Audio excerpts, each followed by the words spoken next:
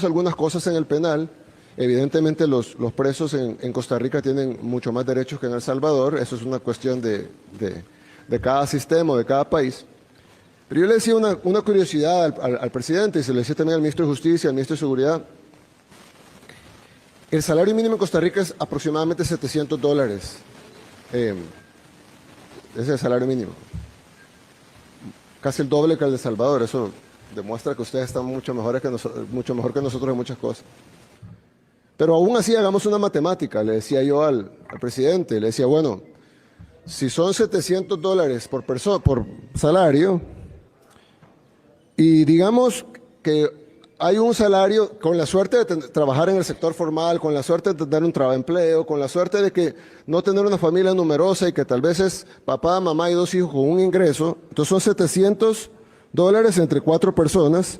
Quiere decir que una persona de una familia de 4 con un ingreso de salario mínimo formal en Costa Rica vive al mes con $175, lo cual es bastante bueno para el promedio latinoamericano.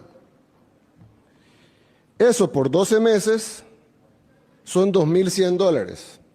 Eso es lo que vive una persona en Costa Rica con la bendición de tener una familia pequeña. No, la familia grande son bendición, me refiero al tema económico, con la posibilidad de que es una familia pequeña y con la bendición de tener un trabajo formal y tener empleo. Y trabajar un mes completo para ganar esto.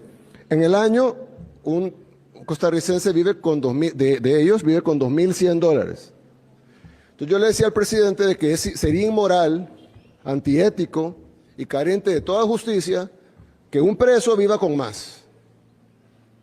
Creo que esa debe ser la tasa máxima, debe ser cómo vive un tico trabajador, que pague impuestos para sostener los penales.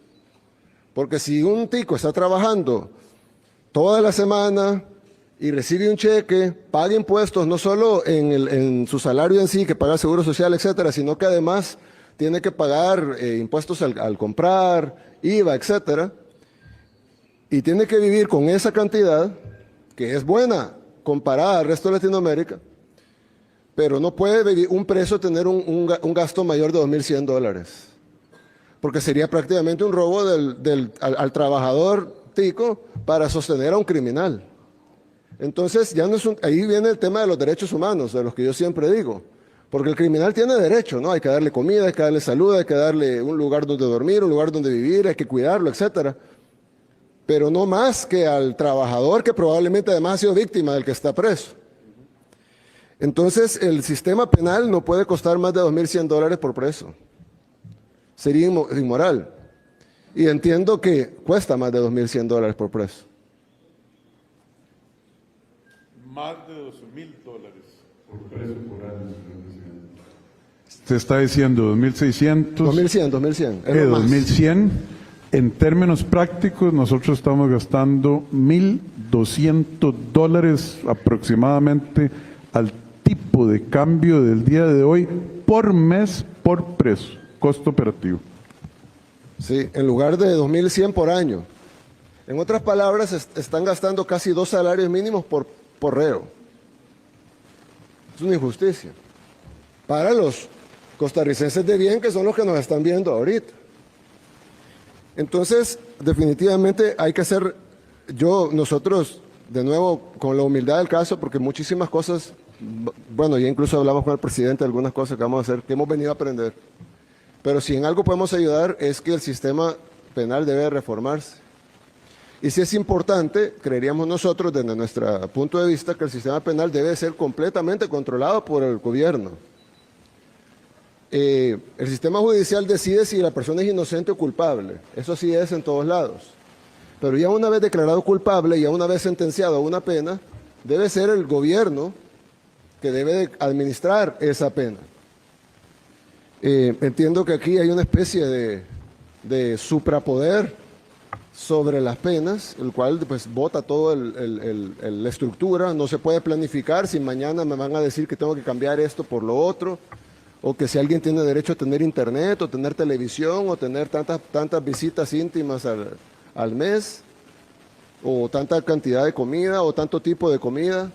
Y a mí me confunde a veces, porque me pongo a pensar, bueno, tal vez esta gente es muy buena, ¿no? Y ellos se preocupan por la comida de los presos.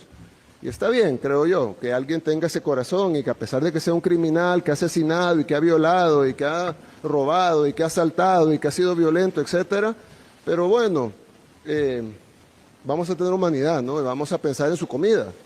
Pero habría que preguntarse cuántas veces esas personas se han preocupado por la comida de los costarricenses, o en mi caso, cuántas de esas personas que nos critican se preocuparon por la comida de los salvadoreños de bien, los trabajadores, los que a veces no les alcanza para poner suficiente proteína en el plato de sus hijos, o que a veces no les alcanza ni siquiera para comer, o para vivir en condiciones mínimas.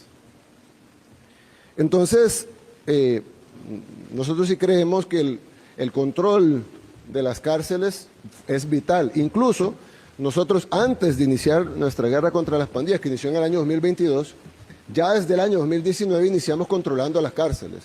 Y sí sabemos que han hecho un buen trabajo en controlar las cárceles con las herramientas que les han dado, pero las herramientas no pueden ser limitadas, sobre todo en el control de algo tan básico como esto. Esto puede ser el lugar donde se ponen a los elementos de la sociedad que no deben de estar en las calles y donde se controla el 100% de su movimiento, de su actuar, de su hacer, que no puedan salir órdenes de aquí, que no puedan dar órdenes de asesinar, que no puedan coordinar rutas de narcotráfico, que no puedan mandar chips o enviar, le llamamos huilas nosotros, que son los pequeños papelitos donde escriben instrucciones y las envían.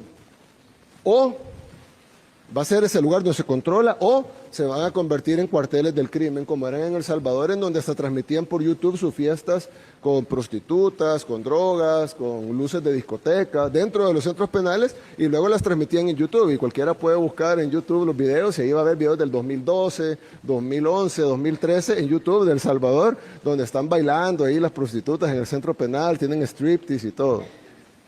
Entonces, eso no puede ser así. Los cárceles no pueden ser los cuarteles generales del crimen, tienen que ser los lugares donde se tienen esos elementos de la sociedad que se deben de sacar. Incluso nos decían que ellos tenían el proyecto para construir una cárcel. Yo les decía que las cárceles deben de ser construidas pensando en todo eso, en que nadie se vaya a escapar, en cómo se va a controlar, dónde van a salir, cómo van a entrar, cómo van a circular, cuáles son los anillos de seguridad que se van a tener y sobre todo, ya que no todas las empresas hacen cárceles, debe de tener una forma amplia de contratación para poder hacer las cosas que se deben hacer y que salga en un presupuesto pequeño, pero bueno, eso ya sabrán las finanzas que tiene cada país. Nosotros hicimos la cárcel más grande de toda Latinoamérica para 40,000 reclusos a un costo bajísimo, pero fue básicamente porque la diseñamos nosotros, pues. La diseñamos pensando fuera de la caja y haciendo lo que se tenía que hacer. Y bueno, no estábamos inventando la rueda, pues cuántas cárceles no han habido en los últimos 1000 años como para tomar cientos de referencias excelentes para hacer un lugar del que nadie se puede escapar y que no pueda salir una orden. Lo otro es que hay que ponderar derechos. Y yo siempre he dicho que, por ejemplo, el derecho a la visita íntima, por ejemplo. Yo creo que estamos de acuerdo que los presos deberían de tener derecho a la visita íntima. Pero si le están utilizando para enviar órdenes, entonces ¿cuál derecho se contrapone a cuál? ¿Se contrapone el derecho al reo de tener 15 visitas íntimas? ¿O se contrapone el derecho al pueblo de no estar recibiendo órdenes de ese preso de ser asesinados? ¿O de que un sicario vaya y los mate? ¿O de que vayan a cobrarle lo que les debe de la droga? ¿O que vayan a pelearse una plaza de droga, lo cual genera un tiroteo entre ellos mismos, pero que terminan matando a un niño? ¿Dónde está el derecho humano de ese niño a la vida o el derecho humano de los padres a tener a su hijo vivo? Entonces, hay que contraponer, creo yo, es nuestra humilde opinión, cada país es soberano de hacer lo que ellos consideren correcto, pero sí nosotros creemos que los derechos humanos son para todos, incluyendo los delincuentes, pero no todos los derechos son iguales. Y tampoco todos los recipientes de esos derechos son iguales. No es lo mismo la mujer que fue violada y asesinada, que debió haber sido protegida de no ser violada y asesinada, al derecho del violador y asesino. Es decir, a mí no me cabe en la cabeza, probablemente a alguien, a un estudioso de las cosas paradójicas, pudiera decir de que es más importante o es igual el derecho del violador y el asesino que el derecho de la violada y asesinada. Para mí no, para mí el derecho de proteger y evitar que esa mujer está por sobre el derecho de él de violar y asesinar, que no tiene ningún derecho de hacerlo. Y el Estado debe aplicar todo lo que pueda para evitar que eso pase.